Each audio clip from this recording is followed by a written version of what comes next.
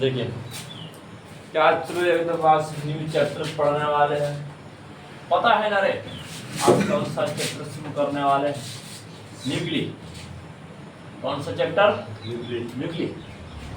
बहुत जमाना से इंतजार था हम लोग का कि सर न्यूक्ली, लेकिन आज चलो वही चैप्टर स्टार्ट हो गया है कि नहीं?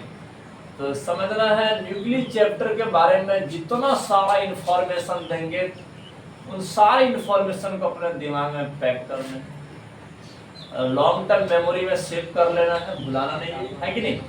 तो मात्र 3-4 क्लास का यह है आपका क्या कर 10-12 स्लाइड बनेगा और चैप्टर निकल जाएगा हम लोग के बीच, है कि नहीं? तो एकदम ध्यान से समझना है कि मेरा भी मानना ये है कि एटम चैप्टर हम लोग बहुत अच्छे ढंग से सुने थे, है कि नहीं? उसका रेडियस निकाले, एनर्जी निकाले और क्या क्या बात के रदरफोर्ड का एक्सपेरिमेंट किए थे, जे थॉमसन का एक्सपेरिमेंट किए, फिर हम आए, है कि नहीं? सबका एक्सपेरिमेंट हुआ था इस प्रकार से। तो सारे बात को हम लोग एटम चैप्टर में पढ़ लिए थे, लेकिन आज चलो एक न्यू चैप्टर की शुरुआत हो रहा है जिसका नाम क्या है बोलो? न्यूक्ली। तो ये न्यूक्ली चैप्टर देख लीजिए, बहुत अच्छा चैप्टर है। इस चैप्टर में भी हम लोग को अच्छा खासा सीखने का मौका मिलेगा, अच्छा खासा बात सीखेंगे। हाँ देखिए यह चैप्टर भी अपने लिए अपने लेवल पर बहुत अच्छा है, समझना है, क्योंकि क्वेश्चन तो हर चैप्टर इंटर करने वाले हैं, है कि नहीं? हर चैप्टर में प्रवेश करेंगे क्वेश्चन। ऐसा बात नहीं कि जैक बोर्ड वाले वो क्वेश्चन देते देते ये भुला दिए कि न्यूक्लियर चैप्टर भी है, इस चैप्टर से नहीं दिए, ऐसा बात नहीं होने वाला। हर चैप्टर से डालने वाले क्वेश्चन, है कि नहीं?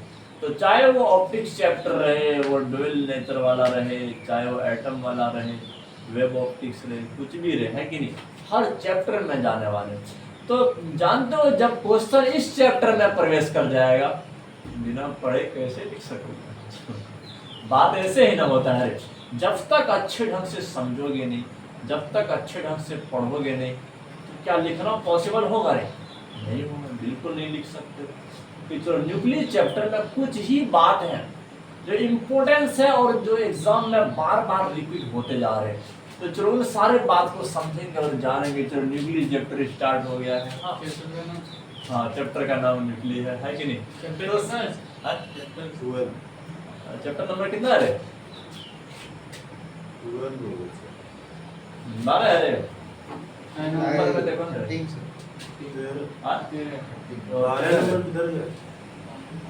देखिए चैप्टर 13 है। चैप्टर 12 क्या हो? पता नहीं, देख लीजिए। हाँ तो समझने कि ये आपका न्यूक्लियर चैप्टर के बारे में। चलो स्टार्ट कर देते हैं बच्चों, आज की कहानी स्टार्ट कर दे रहे। चलो स्टार्ट। तो आप बता दीजिए हमको कि जैसे रदरफोर्ड ने जो बात बताए थे कि एटम के पास जो न्यूक्लियस होता है, न्यूक्लियस का डिस्कवरी वही ना किए थे रे, रदरफोर्ड ही किए थे कि नहीं? रदरफोर्ड किए थे। तो रदरफोर्ड ने एक बात बताए थे जो हम आप सबको आउट कर रहे, ध्यान से समझना है। रदरफोर्ड ने यह बात बताए थे कि टोटल जो मास होता है और कंप्लीट पॉजिटिव चार्ज, जितना भी पॉजिटिव चार्ज एटम के पास है वो सब कहाँ रहता है?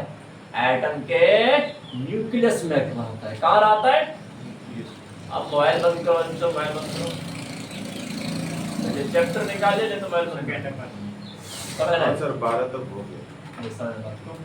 कि अब रदरफोर्ड ने यह बात किए थे कि एटम का जो कंप्लीट मास होता है और जितना भी पॉजिटिव चार्ज है वो एटम के कहां पर रहता है? न्यूक्लियस में रहता है। कहां रहता है रे? न्यूक्लियस में। बात को समझना है। हाँ लेकिन न्यूक्लियस में ही होता है। हाँ समझ रहे। तो इस चैप्टर में हम लोग ऐसे न्यूक्लियस से रिलेटेड सारे घटना के बारे में पढ़ेंगे। हाँ तो चलो पहला स्टेटमेंट लिख देते हैं, देख लीजिए। पहला स्टेटमेंट, टोटल पॉजिटिव चार्ज, जितना भी पॉजिटिव चार्ज है एटम के पास वो न्यूक्लियस के बाहर रह नहीं सकता है। समझ रहे? क्योंकि रदरफोर्ड ने ये भी बात बताए थे कि तुम पॉजिटिव चार्ज को ना इतना डेंसली पैक होता है न्यूक्लियस में, उसको बाहर से नहीं निकाल सकते हो। इतना नॉर्मली टेम्परेचर पर है ना रे। हाँ यदि तुम सन पर चले जाओ, स्टार पर चले जाओ, वहाँ टेम्परेचर इतना ज्यादा रहता है ना, इतना ज्यादा रहता है, प्रोटॉन भी बाय बाय कर देता है न्यूक्लियस को और बाहर निकल जाता है। हाँ तो जो वहां पर जो होता है सन के ऊपर जो स्टेट है ना, वो सॉलिड, लिक्विड और गैस नहीं है। वो एक न्यू स्टेट चलता है, डार्कन स्टेट नहीं, इसको कहते हैं प्लाज्मा स्टेट। कौन सा स्टेट? प्लाज्मा। वो प्लाज्मा चलता है, मतलब वहाँ आयन फ्री रूप में होते हैं। आपको हाइड्रोजन आयन से मुलाकात हो जाएगा वहाँ पर, लेकिन यहाँ नहीं होगा, है कि नहीं? यहाँ पर हाइड्रोनियम आयन के फॉर्म में होते हैं। तो वहाँ पर जितना भी प्रोटॉन है, free proton, free electron, free neutron, ये लोग वहाँ मुलाकात हो जाएंगे। हाँ देखोगे न्यूट्रॉन बदल रहा है प्रोटॉन में, इलेक्ट्रॉन में, एंटी न्यूट्रिनो में। तो चलो आप बात कर देते, देख लीजिए टोटल जो याद रख रहे हैं मास होता है और टोटल पॉजिटिव चार्ज बता दीजिए कहाँ पर पैक होता है? न्यूक्लियस में, एटम के न्यूक्लियस में पैक होता है। टोटल पॉजिटिव चार्ज, यह बात याद रखना है कि and whole mass of an atom, देख लीजिए हाँ, तो and whole mass of an atom, और एटम का संपूर्ण मास जो होता है कहाँ होता है? एटम के न्यूक्लियस में होता है कि नहीं? बात को समझना है। देख लीजिए and whole mass of an atom, atom का होल मास, पूरा मास जो होता है डेंसली पैक, जो डेंसली पैक होता है एकदम सघनता से पैक होता है, कहाँ पर? एटम के न्यूक्लियस में। ये सब बात को याद रखना होता है। डेंसली पैक जो होता है ये न्यूक्लियस में, देखिए न्यूक्लियस में डेंसली पैक होता है। ये सब बात कौन बताए थे बता दीजिए? अकॉर्डिंग टू रदरफोर्ड ही ना ऐसा बात किए थे, रदरफोर्ड ही यह बात किए थे, है कि नहीं? हाँ, तो समझना है। और रदरफोर्ड तो उसका सिर्फ एक ही प्रिंसिपल थे कि रिपल्सन, फोर्स ऑफ रिपल्सन, इस रिपल्सन के बेस पर ही लॉ ऑफ स्कैटरिंग का नियम दिए। तो रदरफोर्ड का मानना था कि अल्फा पार्टिकल जब जा रहे थे वो जो पॉजिटिवली चार्ज न्यूक्लियस है उससे रिपेल प्रतिकर्षण करते और कुछ एंगल से वो डेविएशन करते, रास्ता को बदल देते, है कि नहीं? तो जैसे मान के चलो ये वाला जो आपका बॉटल है पॉजिटिवली चार्ज, यहाँ से अल्फा पार्टिकल जा रहे, अभी टक्कर भी नहीं किया, रास्ता बदल दिया, तो मतलब कि इसके रिपल्सन के चलते हम। तो याद रखना रदरफोर्ड का जो स्कैटरिंग एक्सपेरिमेंट था वो किस पर बेस्ड था? रिपल्सिव फोर्स पर था। किस पर था? रिपल्सिव फोर्स पर बेस्ड था। याद रखना बच्चों, छोटा छोटा बात बोल देते हैं हम। तो रदरफोर्ड का जो एक्सपेरिमेंट था याद रखना है, रदरफोर्ड, देखिए रदरफोर्ड मॉडल, इस रदरफोर्ड का जो मॉडल है ना बच्चों याद रखना है, इज बेस्ड ऑन, यह किस पर आधारित होता है? Is based on repulsive force. तो is based on repulsive force पर आधारित होता है। बोलोगे सर किसके बीच में repulsive force? Positively charge nucleus के बीच में, दूसरा अल्फा पार्टिकल के बीच में। किसके बीच में? तो पॉजिटिवली चार्ज न्यूक्लियस के बीच में और अल्फा पार्टिकल के बीच में, है कि नहीं? सिर्फ यही बात लेकर चले थे। रदरफोर्ड के जमाने में ना याद रखना है, अभी न्यूक्लियस का खोज भी नहीं हुआ है ना रे, वो तो बाद में लेकर के आएंगे। जेम्स चैडविक का नाम और आज से भी सब 9th क्लास से सुनते आ रहे हैं कि नहीं? न्यूट्रॉन का बाप कहलाता है, बाप, है ना रे?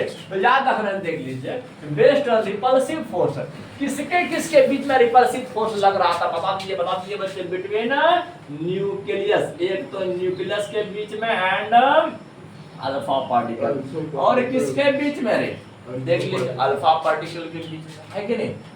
इस प्रकार से बात हो रहा है कि नहीं? तो समझ लो बच्चों, न्यूक्लियस और अल्फा पार्टिकल के बीच में रिपल्सिव फोर्स के चलते धन तो वो अपना रास्ते को डेविएट कर रहे थे, अपने रास्ते को मुड़ करके किसी और दिशा में जा रहे थे। हाँ समझ। तो चलो अब इसके बाद हमको यह बात बता दे, तो यह बात बता दी। तो समय रदरफोर्ड ने इस बात को कंफर्म कर दिए थे कि टोटल पॉजिटिव चार्ज जो होता है वो न्यूक्लियस के बाहर नहीं होते हैं, न्यूक्लियस के अंदर ही होते हैं, जो टोटल मास को भी बनाता है। क्या बनाता है? टोटल मास को भी बनाता है, बिल्कुल याद रखना है। हाँ, लेकिन इस तरह का एक्सपेरिमेंट चलते जा रहा है कि क्या इससे पहले क्या जे थॉमसन आए थे, फिर रदरफोर्ड आए, फिर नील्स बोर आए, यह भी अपना स्टेटमेंट दिए कि नहीं? अब यह भी अपना स्टेटमेंट दिए। तो बच्चों जानते हो, तो उस टाइम में सबसे बड़ा प्रॉब्लम साइंटिस्ट लोग के बीच क्या था जानते हो? सबसे बड़ा प्रॉब्लम था एटम का मास निकालना, कितना मास होता है उसका वजन निकालना। तो एटम उतना हल्का भी तो नहीं होता है, अरे तो उतना हल्का भी नहीं होता है कि जो कि तुम क्या कहते हैं ना क्या कहते हो, तो वजनदार भी नहीं होता जो कि तुम नाप सको अपने तुला पर, देख अपना वो सब पर, है कि नहीं। इतना स्मॉलेस्ट होता है एटम, इसको तुम सोच भी नहीं सकते, है ना। माइक्रोस्कोप तो उसका क्या डायग्राम भी नहीं दिखाता, इलेक्ट्रॉन माइक्रोस्कोप दिखाता कि एटम डॉट डॉट प्रकार का होता है इससे आगे बढ़ना है। तो अब समझ रहे कि उस टाइम में एटम का मास निकालना ये सबसे बड़ा चैलेंज था साइंटिस्ट लोग के बीच में। तो बाद में एक एक करके बहुत सारे पार्टिकल का डिस्कवरी हुए, याद रखना। देखो वैसे तो हम लोग वो अपना बेसिक नॉलेज है इसके मुताबिक क्या जानते हैं बता दीजिए। एटम के पास इलेक्ट्रॉन होता है, प्रोटॉन होता है और न्यूट्रॉन होता है कि नहीं, कि हर एटम के पास यही तीनों होता है। देखिए समझना, हर एटम के पास क्या क्या होता है, इलेक्ट्रॉन होता है, प्रोटॉन होता है, हाँ, लेकिन सिर्फ किसको छोड़कर, सिर्फ वो जो हाइड्रोजन जो होता है ना, प्रोटियम जिसको कहते हैं, उसमें न्यूट्रॉन नहीं पाए जाते। एलिमेंट है प्रोटियम, ड्यूटेरियम और ट्राइटियम, ये हाइड्रोजन का तीन फॉर्म था, तीन फॉर्म। हाँ, लेकिन 99% जो थे, 99.985% वो प्रोटियम थे जिसे हाइड्रोजन कहा गया। और बाकी सब में किसी में एक न्यूट्रॉन, किसी में दो न्यूट्रॉन ऐसे देखा गया था, है कि नहीं। लेकिन वो सब का परसेंटेज इतना कम था ना, इसीलिए हाइड्रोजन के जगह पर प्रोटियम को ही सेलेक्ट किया कि बिना न्यूट्रॉन वाला पार्टिकल, है कि नहीं। मैक्सिमम पार्ट में यही क्या जिसमें कोई न्यूट्रॉन नहीं था। हाँ देखिए, अब हाइड्रोजन देखिए वो मतलब मोस्टली सिर्फ प्रोटियम को छोड़कर, हाइड्रोजन को छोड़कर बाकी सारे एलिमेंट के पास इलेक्ट्रॉन होते हैं और क्या होता है रे, प्रोटॉन होता है और न्यूट्रॉन होता है, ये सब होता है। जानते इलेक्ट्रॉन ये फ्री रूप से एग्जिस्ट कर सकता है बच्चों, ये इलेक्ट्रॉन फ्री रूप से एग्जिस्ट कर सकता है, बिल्कुल याद रखना। देखिए ये फ्रीली एग्जिस्ट कर सकते हैं, आपको मिल जाएगा मार्केट में इलेक्ट्रॉन मतलब फ्री रूप से चलता हुआ इलेक्ट्रॉन मिल जाएगा, है कि नहीं। आपको देखिए अगर किसी एटम से बाहर निकाला दिया जाए तो इलेक्ट्रॉन रह सकता है बच्चों। ऑप्शन अब प्रोटॉन देख लीजिए, यह भी फ्रीली एग्जिस्ट है, यह भी फ्रीली एग्जिस्ट है, लेकिन न्यूट्रॉन जो होता है यह फ्रीली एग्जिस्ट नहीं होता है, यह अनस्टेबल होता है। क्या होता है, अनस्टेबल। बोलोगे सर ये स्टेबल नहीं है, एकदम नहीं है। तो सर तब रहता कैसे, इसका जिंदगी है 1000 सेकंड, कितना सेकंड, 1000 सेकंड, 1000 सेकंड से ज्यादा नहीं रहता है, इसका एवरेज लाइफ है, इसका एवरेज एक औसत जिंदगी है इसका 1000। बोलोगे सर आखिर स्टेबल यह कहाँ रहता है, याद रखना है neutron only stable inside the nucleus, सिर्फ न्यूक्लियस के अंदर ही न्यूट्रॉन क्या रहता है, स्टेबल रहता है, फ्री रूप से नहीं रह सकता है।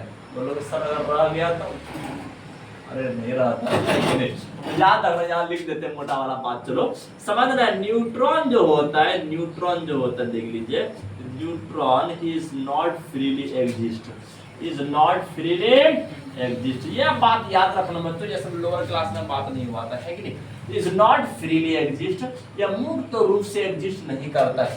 बोलोगे सर अगर एग्जिस्ट नहीं करता है तो यह कौन सा रूप ले लेता है, बच्चों भयंकर परी का रूप नहीं, पुराने परी का नहीं, अरे यह किसी और का रूप ले लेता है। न्यूट्रॉन जो होता है ना, जिस टाइम के साथ ये बदलने लगता है, प्रोटॉन में बदल जाता है, किसमें, प्रोटॉन में, और इलेक्ट्रॉन में बदल जाता है, और एंटी न्यूट्रिनो एक पार्टिकल है एंटी न्यूट्रिनो, इसमें बदल जाता है। देखो इसका जिंदगी कैसा रहा था, और बदलने वाला जिंदगी है कि नहीं, अपना रूप बदलू बोलिए खाया होगा। तो न्यूट्रॉन किस में बदल जाता है, प्रोटॉन में, इलेक्ट्रॉन में, और एंटी न्यूट्रिनो जैसे पार्टिकल में बदल जाते हैं। हाँ, तो न्यूट्रॉन एक फ्री रूप से एग्जिस्ट नहीं करता, न्यूट्रॉन फ्री रूप से एग्जिस्ट नहीं करता। हाँ अच्छा, तो इसके बाद रदरफोर्ड ने इस बात को कंफर्म किए थे कि टोटल मास जो होता है एटम का वो डेंसली पैक रहता है, कहाँ पर, न्यूक्लियस में, न्यूक्लियस में। अच्छा, इसका मतलब कि न्यूक्लियस में जो टोटल पॉजिटिव चार्ज है तो बहुत सारे ग्रेट साइंटिस्ट, 1932 का ज़माना था। उस टाइम में जेम्स चैडविक भी अपना शर्ट पहन करके, अपना ट्राउजर पहन करके आए थे और कहें क्या only positive charge, only proton exist in nucleus, कि क्या सिर्फ प्रोटॉन ही एग्जिस्ट करता है न्यूक्लियस में और कोई दूसरा पार्टिकल नहीं है। सारे साइंटिस्ट शांत हो गए। हम लोग उस जमाने में तो शांत क्या बोल दिए, है कि नहीं? लेकिन बस सिर्फ एक्सपेरिमेंट का बाकी थे बच्चों। जेम्स चैडविक ने एक्सपेरिमेंट करने लगे, बेरिलियम के पॉलीथीन लिया था, इसका बेरिलियम का सीट लिया था, उस पर अल्फा पार्टिकल से बम्बार्डिंग करते और कभी पॉजिटिव चार्ज उस नेगेटिव चार्ज की ओर भागता, कभी नेगेटिव चार्ज पॉजिटिव की ओर भागता, लेकिन कुछ रे ऐसे जा रहे थे जो ना पॉजिटिव की ओर जाते ना नेगेटिव की ओर जाते। इसके ऊपर कौन सा चार्ज हो रहा है? हमारा दर्पण से चार्ज ना पॉजिटिव की ओर जा रहे हैं ना नेगेटिव की ओर जा रहे हैं। जान तो कहा वो न्यूट्रल रेडिएशन जो है, न्यूट्रल रेडिएशन, आखिर वो रेडिएशन किस पार्टिकल से मिलकर बना हुआ है जो ना पॉजिटिव की ओर जाने का प्रयास करता है ना नेगेटिव की ओर जाता है?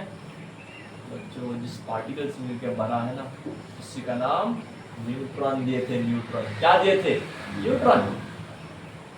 तो न्यूट्रॉन के डिस्कवरी 1932 में किया और 1935 में हमारे चाचा को नोबेल प्राइज मिले, जेम्स चैडविक, न्यूट्रॉन के डिस्कवरी। बात को समझ। हाँ, लेकिन तब बाद में फिर कंफर्म हुआ कि न्यूक्लियस के पास दो पार्टिकल ही क्या, दो वैरायटी का पार्टिकल ही क्या, और सब भी पार्टिकल हो सकता है। स्टार्टिंग टाइम में तो सिर्फ क्या कहते हैं प्रोटॉन ही ना बताए थे, फिर न्यूट्रॉन भी आ गया, अभी तो और सब भी आने वाला है कि नहीं? आपको लिमिट नहीं लगा इस बात में तो बोर्ड्स को ऊपर लिमिट लग गया था। तो आप यहाँ ध्यान दो, तो समझना बात को कि उस टाइम में सबसे बड़ा चैलेंज ये था कि एटम के मास को मापना, एटम का मास कितना होता है, सबसे बड़ा challenge.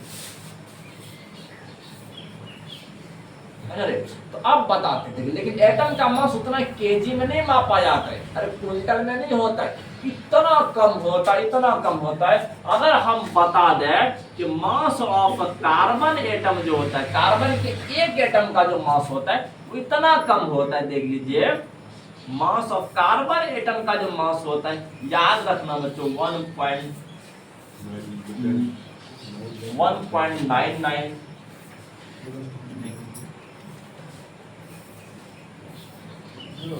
into 10 to the power minus 26 kg, इतना होता है।